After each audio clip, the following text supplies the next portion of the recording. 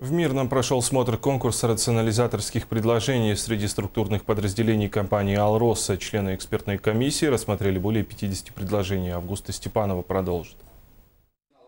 Не блеснуть познаниями, а обменяться опытом. А еще взглянуть на привычные и давно известные вещи по-новому.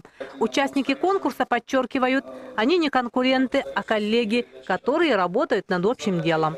На рассмотрение комиссии было представлено более 50 рационализаторских предложений. Тема рационализатора со стажем начальника автоколонны автобазы номер 3 Удачнинского комбината Анатолия Буханцева называется «Устранение проблемы залипания руды в кузовах автопоезда».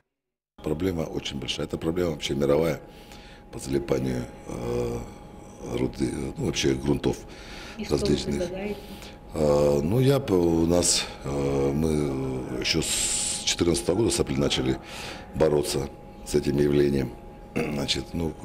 Работали там, применяли. Мы сделали такие механическую вещь, которая устанавливается непосредственно в кузове прицепа, вернее, автопоезда, и механически при разгрузке машины разрыхляет руду. Без возрастных ограничений, но со свежими перспективными идеями.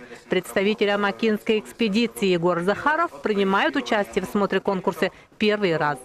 По мнению молодого рационализатора, внедрение программы САС-Планета в геологии упростит и сократит время обработки картографических материалов. Впечатление вообще от конкурса очень хорошее, мне все очень нравится как-то. Очень много интересных работ вообще.